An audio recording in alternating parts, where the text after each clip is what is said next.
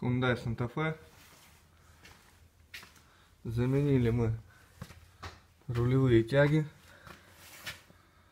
Поставили новые тяги. Были тяги плохие. Пыльник рулевой тяги был порван. Вот так, дырочки. Попала водичка. Водичка свое сделала. Грязь, вода. Заржавел вал. Вал сожрала втулку. И теперь будет у клиента стук вот такой. Потому что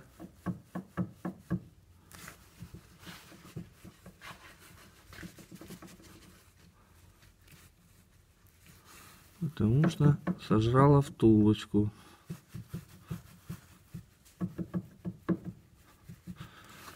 Так что, когда меняете тяги, меняйте сразу и пыльники новые, смотрите.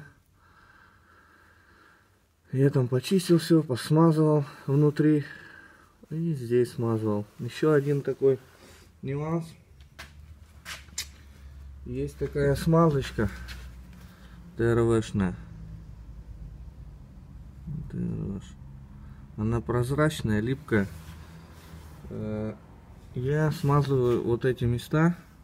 Вот здесь посадочное место для пыльника. Зачастую развальщики делают развал и вот в это место не зажимает. Ну, вот эти хомуты затяжные-то, они пропускают туда воду, и туда через вот этот,